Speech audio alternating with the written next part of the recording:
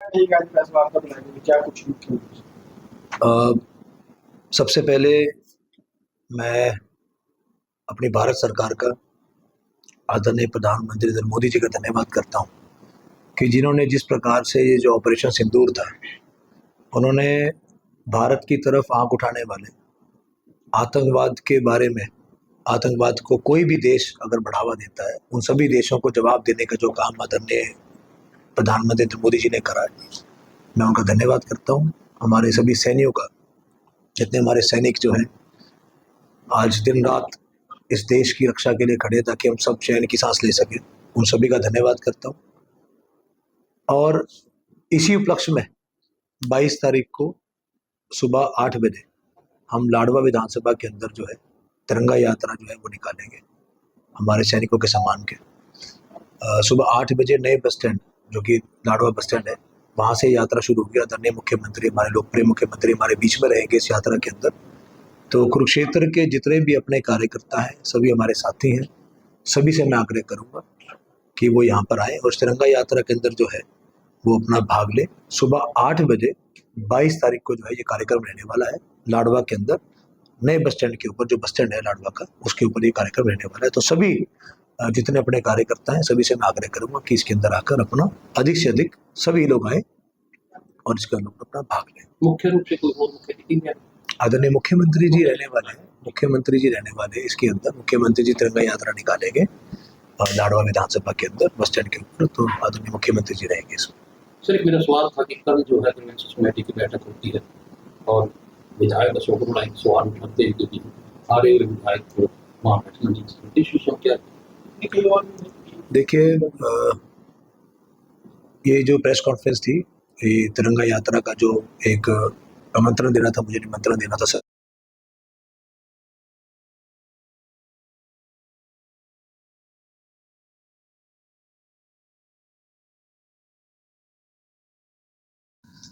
वापसी ले ली गई है नगर परिषद की तरफ से। उसी चीज़ का उनको दुख है, तो उसी दुख को लेकर है बार बार वो इस बारे में बोलते रहते हैं। कभी कोई विजन के साथ काम नहीं करा शहर के अंदर।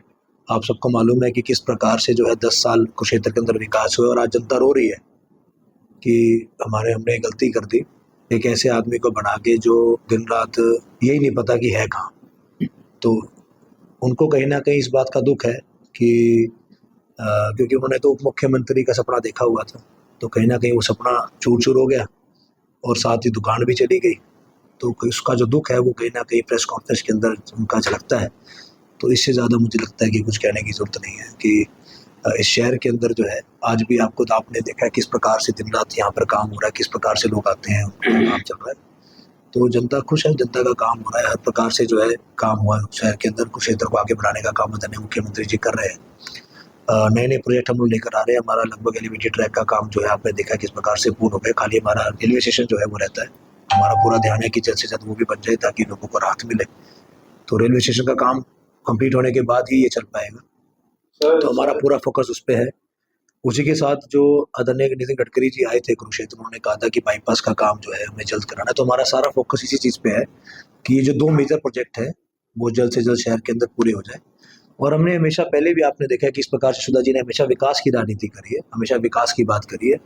इस प्रकार की टिप्पणी करना किसी के बारे में, और करनी भी नहीं चाहिए, व्यक्तिगत टिप्पणी नहीं करनी चाहिए। अपने राजनीतिक जो है, राजनीति को विकास के बारे में, खाली जो मुद्दे हैं विकास के, उनके बारे में बात करनी चाहिए। और मैं तो आपके सभी के चैनल के माध्यम से भी पूछना चाहूँगा कि आज तक उन्होंने एक प्रेस कॉन्फ्रेंस क्यों नहीं करी उस दुकान के बारे में, कि उन्होंने वो दुकान कैसे ली, किस बिना, किस बेस पे ली, किस पॉलिसी के तहत ली, क्या कागज थे उनके पास। आज तक भी उन्होंने एक प्रेस कॉन्फ्रेंस आप लोगों को किसी को बुला के नहीं करी। तो आप लोग भी समझ सकते हैं कि कहाँ पे दर्द है, क्या परेशानी है।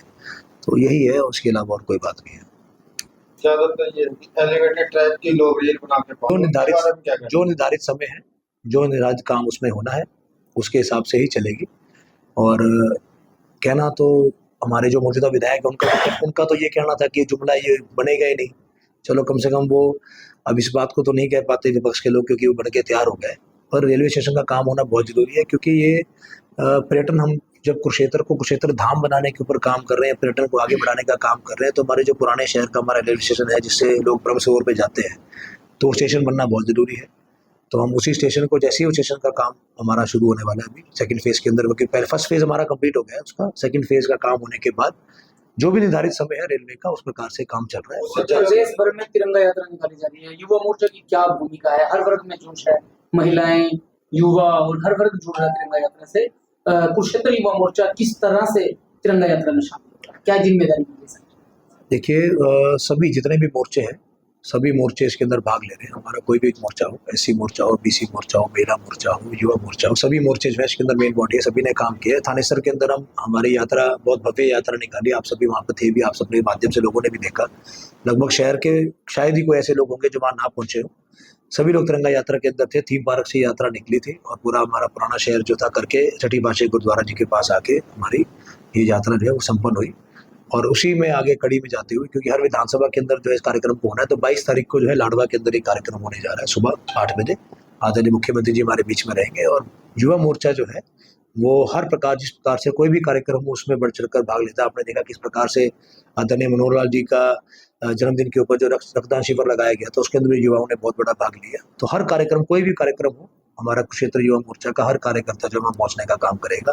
सभी लोग जो है लाडवा में सुबह 22 तारीख को है सुबह 8 बजे पहुंचेंगे। तो सभी कार्यकर्ताओं से मेरा आग्रह है कि सब लोग वहाँ पर पहुंचे और भी सभी लोग, हमारी जितनी माताएं हैं, हमारे जितनी महिलाएं बुजुर्ग हैं, हमारे बहनें हैं, हमारे जितने साथी हैं, युवा हैं, हमारे बुजुर्ग, जो भी लोग वहाँ आ सकते हैं, जो चल सकते हैं यात्रा के अंदर, वो सभी लोगों को मुझे आना चाहिए। क्योंकि राष्ट्र प्रेम से ज़्यादा जो है शायद कुछ और चीज़ नहीं होती है। तो इसके अंदर हमें जुड़ आना चाहिए राष्ट्रभक्ति का, क्योंकि हमारा डॉक्टर, हमारा जो ऑपरेशन सिंदूर है, उसकी सफलता को जो है हम उसका जश्न मना रहे हैं एक तरीके से। तो सभी को जो है इस यात्रा के अंदर आना चाहिए और अपने सैनिकों के सम्मान में जुड़ना चाहिए। ये राष्ट्र की बात है, इसमें कोई राजनीति नहीं होनी चाहिए, हर व्यक्ति को उसके अंदर पहुंचना चाहिए, मेरा ये मानना है। बड़े बड़े गाँव में भी यात्रा निकाली गई, आपने मुख्यमंत्री ने बुलावी भी और भी ऐसे जी, कई वार्डों में भी निकाली है, गाँव में भी निकाली है, क्योंकि पहले विधानसभा में निकाली जानी थी, विधानसभा में निकाली, उसके बाद वार्डों में निकाली और गांव में निकाली। तो इस प्रकार से जो है हर जगह जो है हरियाणा के अंदर जो है यात्रा निकाली जा रही है। सबसे पहले विधानसभा के लेवल पे निकलती है, उसके बाद फिर वार्ड वाइज और गांव वाइज है। तो जैसे जैसे योजना बन रही है, हमारे कार्यकर्ता योजना बना रहे हैं, उस प्रकार से हम लोग इस यात्रा को कर रहे हैं। सेक्टर 3 के अंदर निकाली गई है अभी पीछे, और अभी मंडीपुर गाँव में निकाली गई है। तो जैसे जैसे योजना बनती है उस प्रकार से हम लोग यात्रा को निकाल रहे हैं। Thank you.